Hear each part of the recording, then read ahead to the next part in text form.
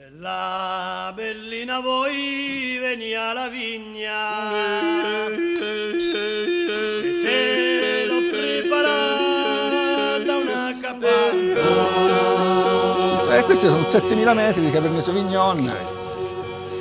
Questo è stato piantato una per una, io e il mio babbo. Infatti stavo dicendo quello, ci avevamo messo un mese. Ma prima qui si faceva, cioè la gente se le piantava da solo le vigne. Madonna, che lavorone enorme. Sì, cioè. No, tra l'altro non so se hai visto come si pianta, hai visto? Cioè, sì, l'ho visto fare. Un affare di ferro che sì. mandi sulle...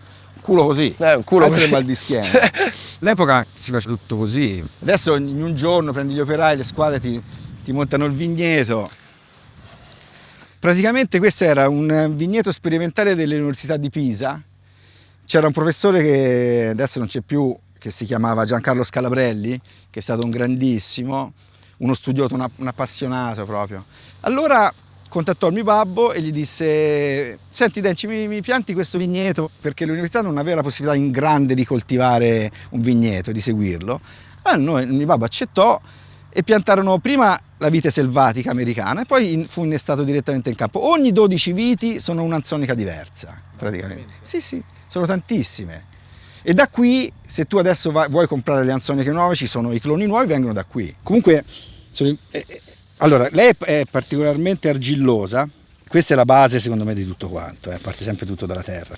Vivo. E le erbe sono alleati, non sono nemici. Cioè, le erbe, insetti, voglio dire, cioè, è proprio la base di tutto quanto. L'inerbimento è importantissimo. Che cos'è per te l'anzonica? Beh, l'anzonica è la mamma, vedi lei. Questa è già l'anzonica. Questa è uva. Questa è l'uva. Guarda qua. Questi sono i sintomi della filossera che fanno queste bobottine qui. Sì, però il porto-innesta americano è quello che poi ci ha salvato dalla filossera, voglio dire che... Qua è rimasto sempre molto incontaminato, no? Alla fine la zona? Sì, no, perché c'è poca densità di popolazione. Lì c'è un vigneto abbandonato, cioè, quest'anno pure tantissime persone stanno riabbandonando i vigneti e qui, parliamo nel 2005, c'erano 100 ettari di anzonica, per dirti. Togliere un vigneto tecnicamente anche ti costa un sacco di soldi e fatica, quindi non lo curano più e lo lasciano lì e diventa una foresta e diventa abbandonata praticamente. Questo cosa comporta? E questo comporta che si perde un pezzo di storia, secondo me, e poi che la zona perde anche un valore vitivinicolo importante e comunque il vigneto poi alla fine va estirpato dopo un po' di tempo, non è che lo puoi lasciare a se stesso, perché comunque vengono un sacco di malattie, diventa un centro di profusione di malattie per la zona anche. A te quale ti dispiace più? Che se ne va la storia o se ne vanno le infezioni? No, la storia mi interessa tanto. E tipo che cos'è la storia? La storia è la parte viva, umana, è l'anima di un posto. Tu pensi a un posto senza storia, cos'è? Una parte arida, senza niente. Che quando se ne va un anziano che ha vissuto quella zona e conosce tutti i dettagli di un albero, lì c'era questo, lì ha fatto quello, lì ci stava quella signora a potare i pomodori sempre in un certo modo, cioè sono cose importanti, sono archivi che se ne vanno e quando se ne andranno queste persone sono cose che nessuno saprà più. Io ho imparato tantissimo da questi signori, voglio dire. Poi dopo con fini diversi, loro fanno uva da cantina sociale, a loro interessa molto la produzione, però su gestire delle cose, su gestire il terreno in un certo modo, su come affrontare la siccità, su come affrontare... Loro sono dei maestri, hanno un'esperienza, voglio dire, incredibile su gestire certe lavorazioni, i dettagli, sono incredibili. E purtroppo, voglio dire, quando se ne andranno via anche tutte queste informazioni. Beh, sta a te ora trasmettere. Certo, ma infatti io faccio una testa così a chiunque, voglio dire. Se qualcuno è interessato. E andiamo a vedere la vecchia cantina di Capalbio, che è stata fondata nel 1956. Era una delle più grandi d'Italia. È stata la grande mamma di questa zona per tantissimi anni. I contadini conferivano l'uva. Tra l'altro noi con la mia famiglia siamo sempre stati dei conferitori, cioè vuol dire che portavamo l'uva lì da vendere, e tutta la zona di Capalbio e anche i comuni limitrofi conferivano l'uva alla cantina sociale. Sono molto affezionato a questo posto perché grazie a questo posto i contadini comunque potevano permettersi di fare gli agricoltori. Questa cantina permetteva ai figli dei contadini di fare l'università, di studiare, di guadagnare, non tantissimo, ma comunque di guadagnare facendo il lavoro dei contadini. Adesso non è più così, e purtroppo sono realtà che ne stanno sparendo e non c'è nulla da dire. Mi dispiace che non ci sia più. E che immagini ti ricordi quando eri piccolino, specialmente? Beh, io me la ricordavo immensa, e andavo anche alle riunioni dei soci, anche quando ero piccolino, e sembravano dibattiti. Una volta un mio amico mi disse, coetaneo, mi disse: mi sembra il dibattito di un partito comunista, un sacco di gente e ognuno diceva la sua, voglio dire, poi c'era partecipazione. C'era molta partecipazione e attenzione. Poi che è successo? Che la cantina sociale ha cominciato a ingrandire, aveva sempre bisogno a un certo punto aveva bisogno anche di essere gestita da gente, voglio dire, capace, da manager, e non è stato questo. Però adesso questo è il chiusa caso. così, a che serve? A niente, in fallimento, adesso è del Monte dei Paschi la cantina. Ah, sì? Questa, che è immensa tra l'altro, con tantissime E che ci attrezzature. faranno? Non lo so, non si sa. No, non lo so.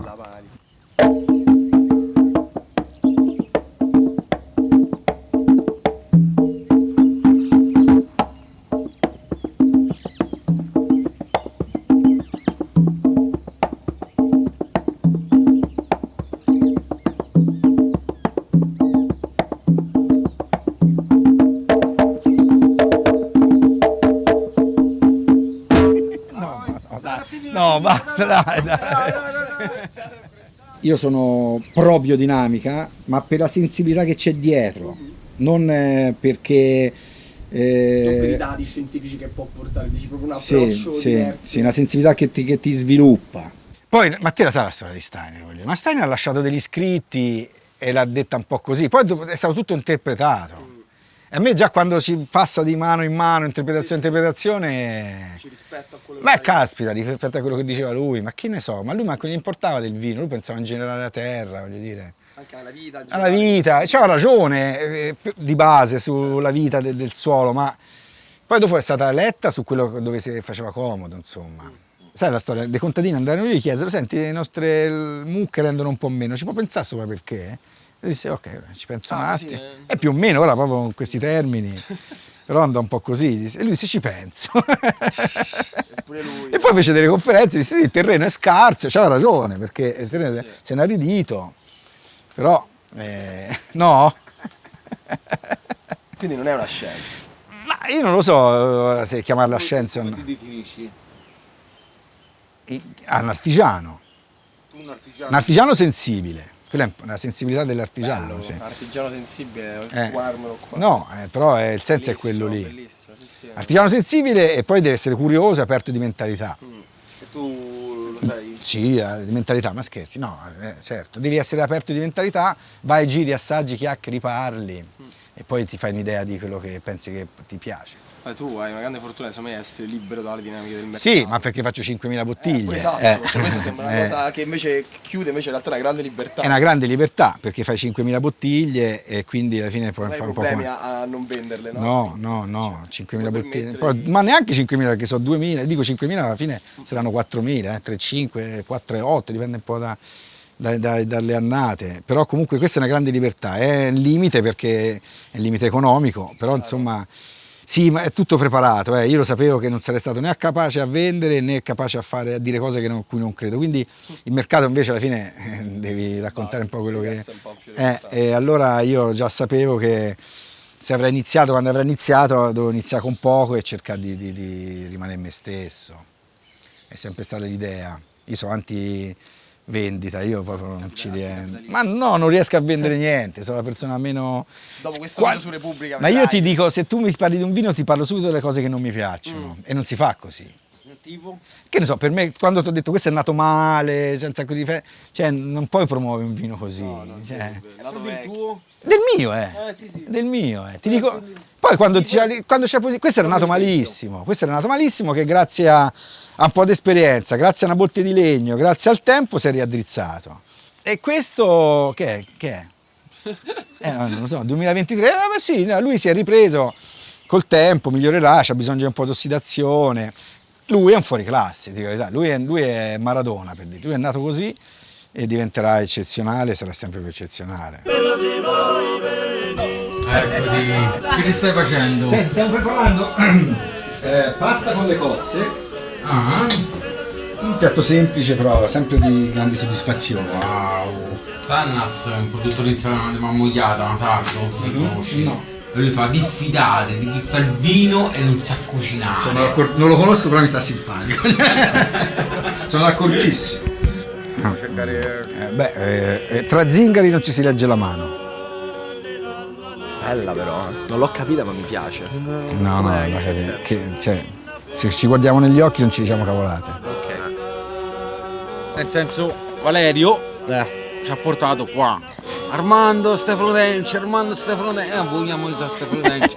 Ma perché? Ti puoi dare un bacio in bocca? No. Se vuoi si fa. Perché ci ha portato qua?